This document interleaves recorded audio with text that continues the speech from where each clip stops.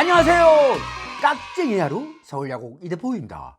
오늘도 40년 전 제가 입던 양복을 입고 나왔습니다. 그 당시 양복들이 이렇게 품품하고 뒤에 팀도 없이 이런 스타일의 양복들이 유행했었죠.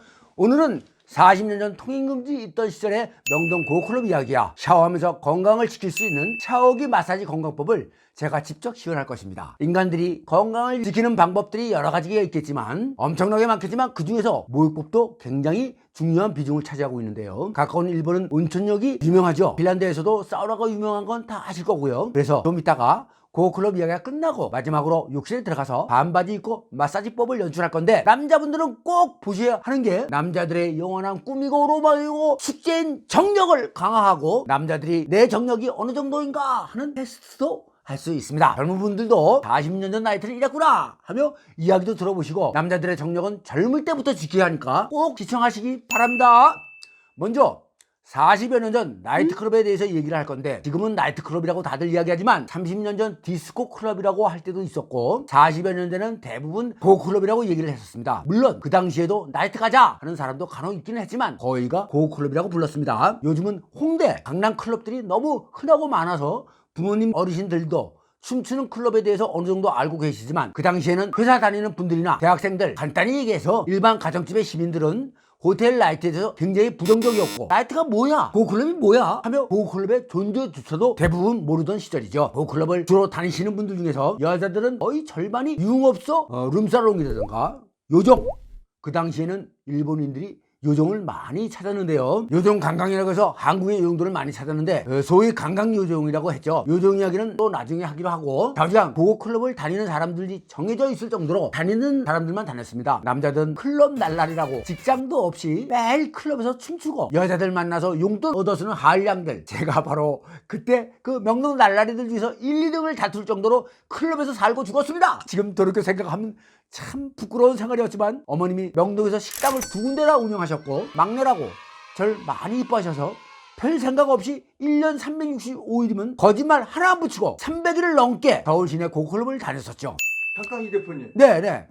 300번을 혹시 290번이나 뭐 295번이나 이렇게 모자라는데. 아하하, 그런 말씀 마세요. 정말로 맹세하지만 좀 창피한 얘기인데, 정말 300일 넘게 정말 더하면 더했지 또 300일을 다녔습니다. 그렇게 아시고, 그리고 부산에 원정도 갔었는데 부산 서면의 대여 호텔이고 여기도 그렇게 큰 고급 호텔은 아니었지만 고클럽 수준이 괜찮았기에 서울에서 내노라는 날라리들이 원정을 가면 꼭 들리는 클럽이었습니다. 그리고 강복동 로열호텔, 중앙동 부산호텔, 조방 앞에 국제호텔, 중구 영주동의 콤소호텔 등등이 그 당시 부산에서 좀 잘 나가던 고급클럽이었습니다. 대단하십니다. 네, 좀 알아주세요. 하여튼 그 당시 은하수 담배라고 최고급 담배값이 150원이었는데 고클럽 술값이 3,000원대였어요. 남산타워호텔, 타워클럽, 을지로 사가 풍진호텔 클럽이 그때 제일 수준 있는 고클럽이라서 술값이 3,700원, 3,800원이었고 나머지는 3,000원에서 3,200~300원 수준이었습니다.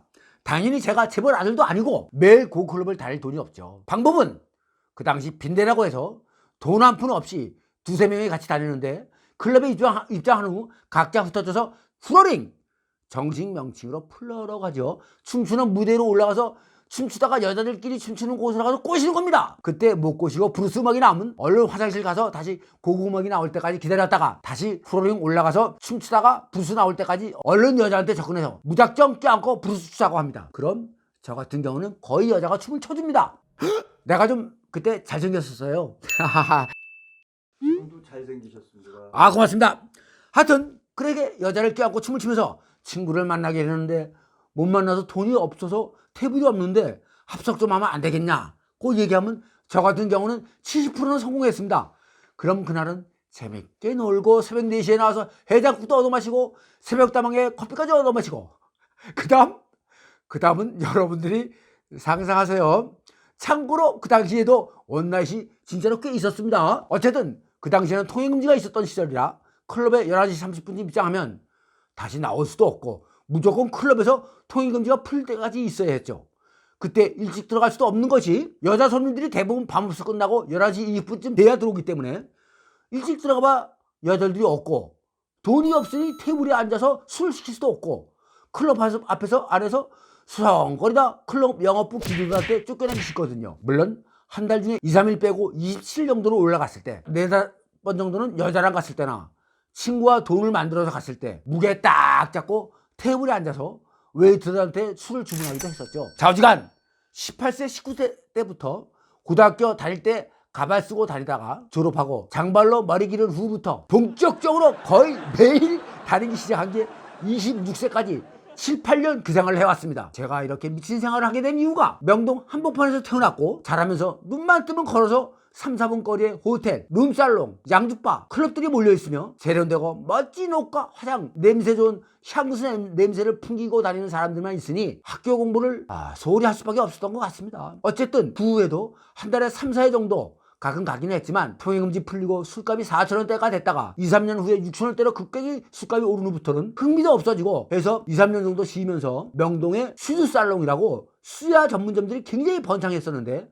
거기 직원으로 1년 정도 일하다가 친구와 사계춤을 배워서 캬바레를 다니기 시작했었죠.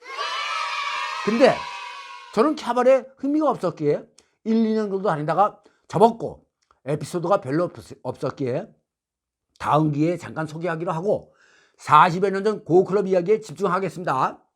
그 당시 서울의 고클럽들이 관광호텔에만 허가가 났기 때문에 주로 명동에 몰려 있었는데 최고의 고클럽은 조선호텔 투모로우라는 나이트클럽이 있었는데 일반인들은 접근하기가 쉽지 않았습니다.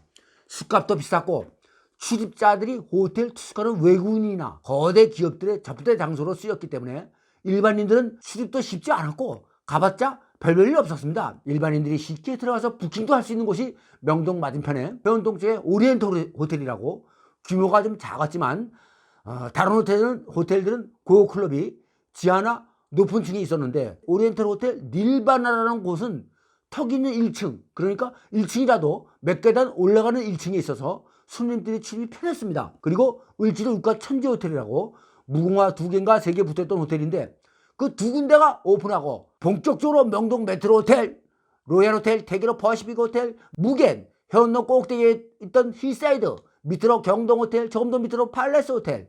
근데 해운동 쪽에 몰려있던 호텔들은 퍼시픽 호텔 빼고는 무궁화가 2개, 3개 정도였던 클래스가 좀 낮은 호텔들이었습니다. 명동 호텔 중에서 유일하게 고클럽이 없던 데가 사보이 호텔이었고 중국 대사관 쪽으로 대여가 호텔 지하에 해피타운이라고 그 당시 김웅과 트리퍼스라는 그룹 사운드가 출연했는데 그 당시 좀 잘 나가던 클럽이었고 얼마 후에 대여가 호텔 2층에 고클럽이 생겼었는데 아주 큰 화제가 나서 많은 인민폐가 났었습니다. 그리고 남대문 쪽으로 도쿄호텔 21층에 고클럽이 있었는데 거기 기도 보는 사람 중에 호남 사람이 너무 잘생겨서 여자분들이 자주 샀던 기억이 나네요. 명동 호텔 중에서 호텔 한 곳에 고클럽이 2군데 있던 곳이 몇 군데 있었는데 로얄 호텔이 2층과 지하, 퍼시픽 호텔이 지하하고 2층, 대한고가 호텔이 지하하고 2층 그랬었고 대부분 호텔 클럽들이 따로 명칭을 붙이지 않아서 고클럽 갈 때 호텔 이름을 불렀죠. 로얄 가자, 메트로 가자. 명동 태기로 퍼시픽 호텔 지하 고클럽은 무겐이라고 따로 명칭이 없어서 무겐 가자고 했었는데 무겐의 사랑과 평화라는 그룹이 출연했었습니다. 10여 년 전까지 가끔 TV에 출연하던데 그분들도 70이 됐겠네요. 그 중에 철이라는 싱어가 여자들한테 굉장한 인기를 얻었고 잘 나가던 클럽이었습니다.